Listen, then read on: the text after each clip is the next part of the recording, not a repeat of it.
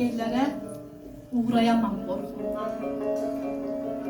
Qısqanarlar sənə aşiqlik edənlər dildən. Gecə gündüz yaşayan könlüm içində sənsən.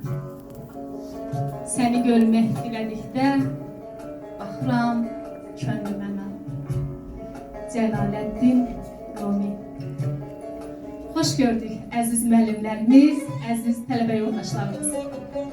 Bugün sizə Ebru sənətindən danışacağıq.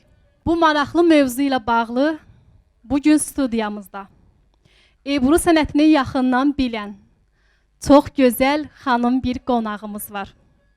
Sevinç Əliyeva.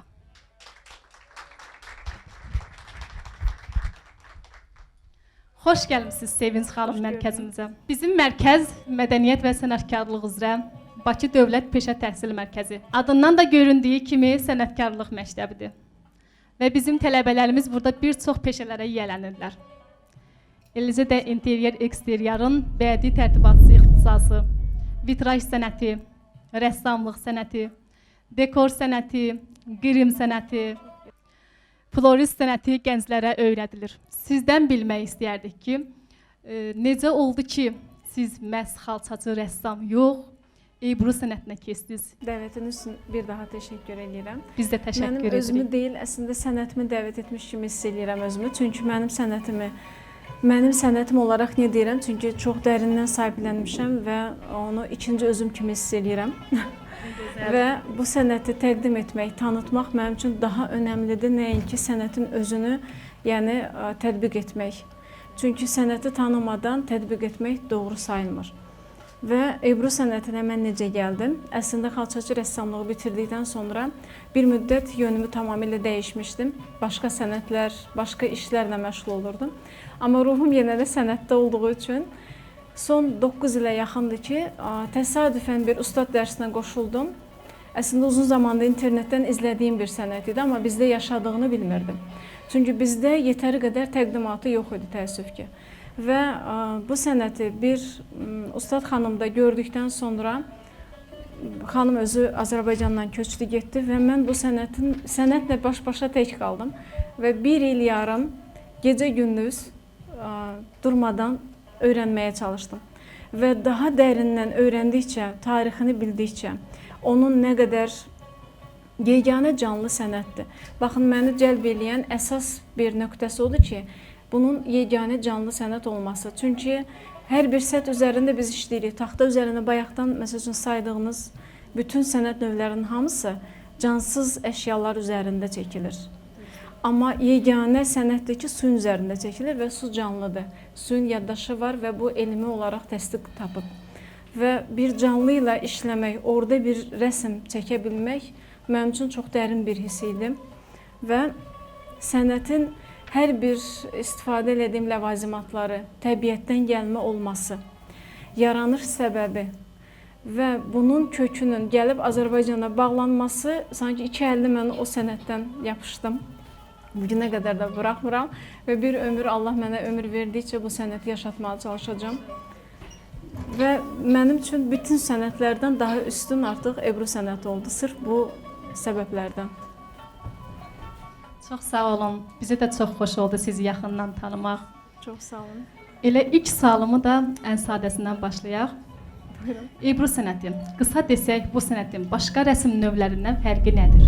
Bir səbəbidən, məsələn, bütün sənətləri rəsm olaraq hesab edilirsə, bu sənət rəsm əsəri olaraq gəlməyib.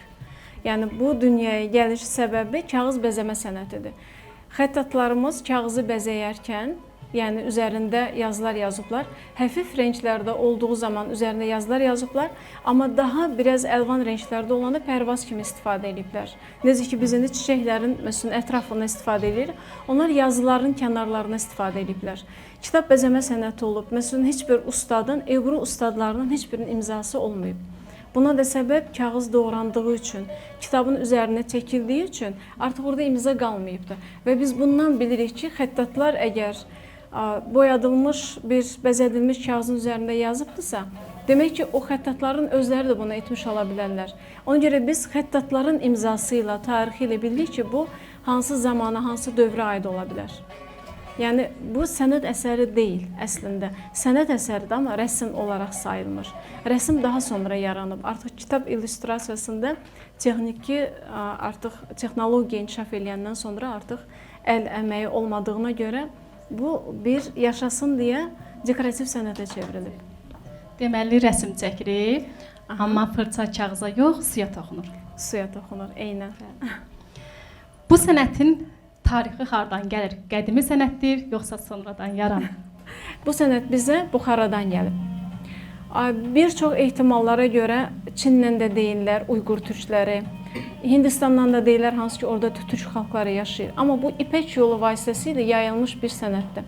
Çünki kağız Çində yarandığına görə, xəttatlıq da orada ilk yarandığını ehtimal edərək ora bağlayırlar. Amma orada olan suminagashi bir sənəti var, su üzərində çəkilir. Onunla da çox hallarda səhv salırlar. O adi bir yağış suyu və bir mürəkkəbdən istifadə olunur. Amma bizim suyumuz da qatılaşdırılmış sudur. Tərkibi çox başqadır. Yəni bir tək sudan başqa bənzər heç nəyə yoxdur. Ona görə Buxarada yaranma ehtimalı daha böyükdür. Çünki Buxara da sənət mərkəzi olub. Ta keçmişdən, ta qədimdən Buxara həm incəsənət mərkəzidir, həm Buxarada dini məktəblər olduğuna görə, Qurandan dərs keçirildiyinə görə biz Qurandan aldığımız bütün bu belə deyim, sənət növü də ora bağlanılır. Kitab cildləmədə də Quranda istifadə olunub. Çünki yenə deyirəm, keçmişdə bizim elm kitabımızda, hətta tərbiyə kitabımızda hardan olub? İslam gəldikdən sonra Qurandan və xətiblər xəttat olaraq hətta istifadə ediblər. Mən dinə sənəti bağlamıram əslində. Heç bir sənətin dinlə əlaqəsi yoxdur. İnsan yaranışından sənət olub. İnsanın dini olmadıqda belə daşların üzərində oyub. Buna görə də heç bir sənəti dinlə bağlamıram. Amma bu sənətimiz sırf dindarlar tərəfindən yaşadılıbdır. Və günü bugünkü gün isə kitab illüstrasiyası yenə deyirəm, artıq texnologiya ilə inkişaf etdikcə təəssüf ki, biz onu kitabların üzərində deyil, artıq bu cür dekorativ sənət olaraq divarlarda bəzəyirik. Çox danışdım yəqin ki, amma Deməli, təkcə gözəl yox, həm də tarixli bir sənətdir. Çox dərin tarixi var. 8-ci əsrdən gəlir. Adı da təsadüfi deyil. Səbrin rəngləri. Sizcə niyə Ebru sənəti səbirlə əlaqələndirilir? Ebru niyə səbirdir? Ebrunun, baxın, məsəl üçün, mən qırmızı rəng ən kaprizli rəngdir. Mən onunla o qədər uğraşıram ki və o mənə o qədər çətinliklər yaradır ki, ya mən dur deyib çəkilməliyəm, yorulmalıyam, ya mən onunla barışmalıyam, ona güc gələ bilmərəm. Qətiyyən elə bir şey yoxdur ümumiyyətlə Ebruda ki, siz qalib gəldiniz. Xeyr, sadəcə olaraq sizi məni səbirlə öyrən deyir. Hər bir boya, məni səbirlə tanı, məni səbirlə öyrən. Siz boyanı tanıdınızsa, o suyu tanıdınızsa, suyu hazırladınız, həmən başladınız deyil. İstidə belə, mən indi düşünürəm, bura çox istidir, necə mən istilənmişəm, Ebrun da eynən. Ebrunun soyuqda, istidə o qədər təsiri var ki, burada bir nəfər ətir vurub qapıdan içəri həmən girsə, o ətir belə suyun üzərini parçalayacaq.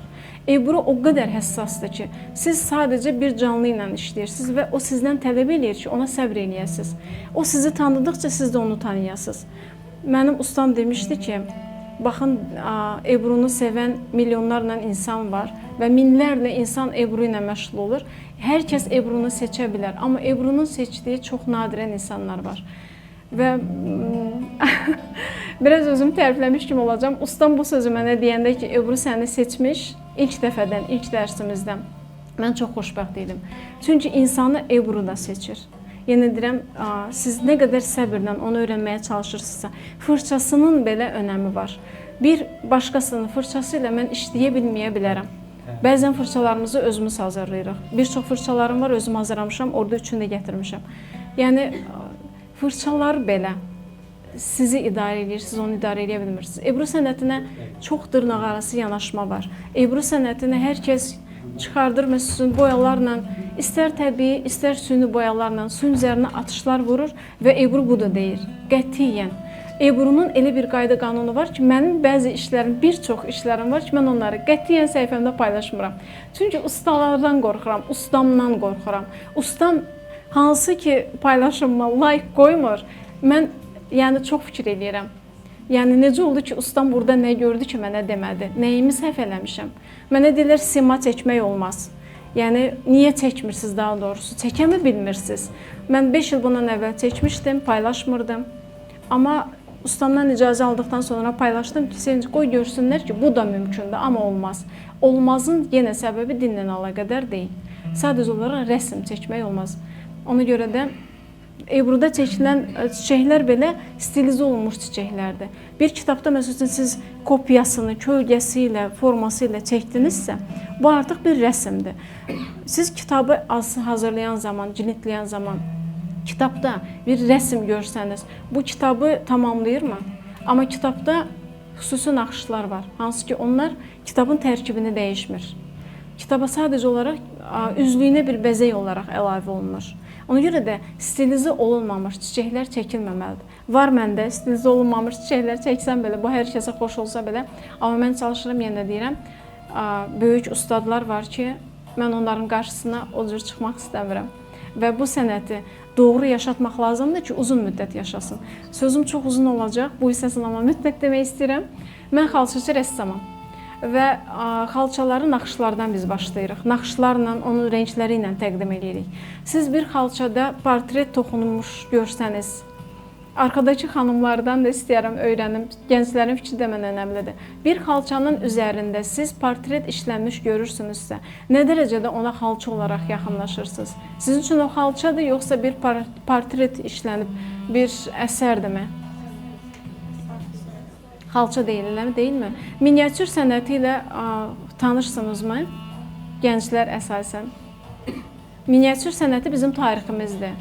Bütün tariximizdə, yəni kitabları dəyişmək olur, kitabda yazıları dəyişmək olur, amma sənətdə heç nəyi dəyişmək mümkün deyil və sənət bizim tariximizi sübut edir. Yazılan kitablar deyil. Uşaqlar, əlinizdəki sənətin qədrini bilin və o sənətlə tariximizi yaşadın. Və mütləq işlədiyiniz işlərdə tariximizə aid, milli mənəvi dəyərlərimizə aid bir şeylər mütləq qeyd edin, işləyin. Çünki bizdə ölməz qalan bu sənət əsərləridir. Biz o sənət əsərləri sayəsində tariximizi bilirik. Rənginə qədər biz yörələrimizi tanıya bilirik.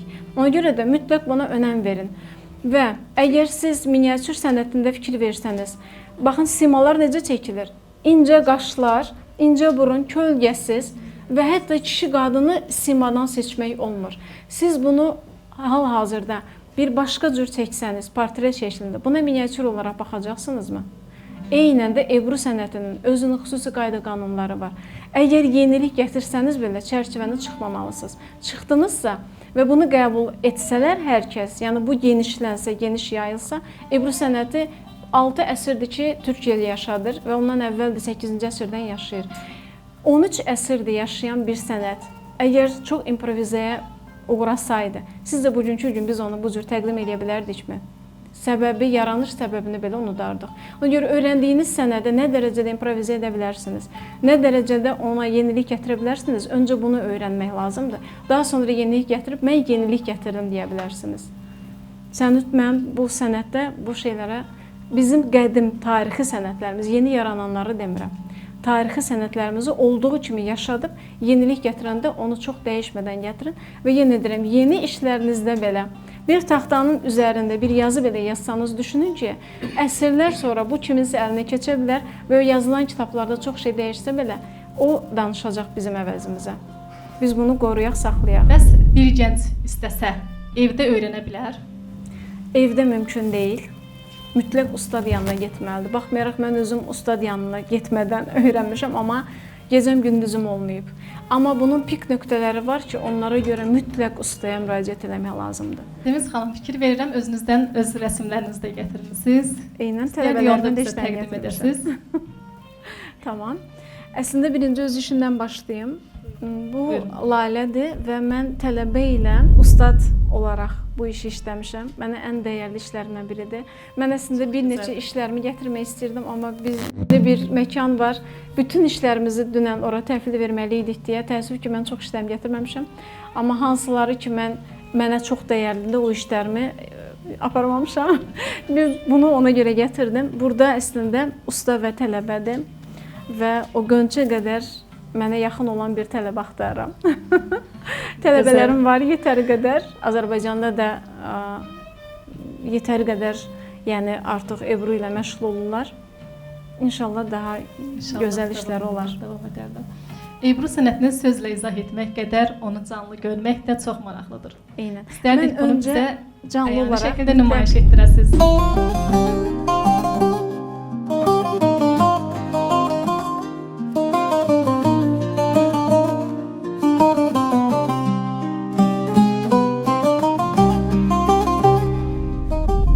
Çox sərt olmamalıdır, çox olmamalıdır yəni o qoxu. Siz onu dananın ödünü vururuq və dananın ödün sayəsində boyalar suyun üzərində açılır. Və biz onu elə saxlamalıyıq ki, onun qoxusu olmasın. Təəssüf ki, mən aparıb qoyduğum yerdə atapleniyanı yandırıblar deyə öd biraz xarab olub, bir balaca qoxusu açsam hiss olunacaq, amma elə olmamalıdır, o yamyaşıl qalmalıdır. Siz hardan əldə edirsiniz yəqin ki? Ödü qəssabdan və sizə bir gülməli hadisə danışım. Qəssabdan ödü alırdım 2 dəfə, 3-cü dəfə getdim vermədi və məni qovdu. Sən ödü nə edirsən deyə ağlına tamam ayrı bir şeylər gəlibmiş. Açıb sənəti görsədəndən sonra deyir, qızım bunu mənə niyə demirdin? Sən axırıncı dəfə ödü buradan alıb gedəndən sonra özümü o qədər günahkar hiss eləyirdim ki. Bu deyir sənət əsəriymiş, mən bilmirdim. Bəzən də işləyən zaman tələsmək də lazım. Çox gözləsəniz, Ebru çox da onu çəkdinizsə, səbr yəni onu çəkənə qədər lazımdır. Hər şey hazırdırsa, artıq orada Ebruda çəkməyə başladınız, hər şey qaydasında tənzimləmisinizsə, bütün boyalarınızı, suyunuzu, o zaman artıq çəkdiyiniz işdə gecikməmək lazımdır. Boyalar yığılmağa başlayır, sıxıldıqca qalınlaşır və qalınlıq artdıqca artıq kağızın üzərinə nə qədər hopa bilirsə hopur, hopa bilmədiyi kağıza yayılır. Sevinç xanım, sizi bura dəvət etməyim təsadüfi deyil. Mənim qızım da rəsmlə məşğuldur və mən onun tədbirində sizinlə tanış olmuşdum. O gündən bura qızım da sizi sevə-sevə izləyirik və hətta o öz çəkdiyi rəsmi də bura gətirib. Bu Ebrunu sizinlə onun rəsm tədbirində birlikdə çəkmişdiniz. Elə o gündən sevə-sevə saxlayırıq.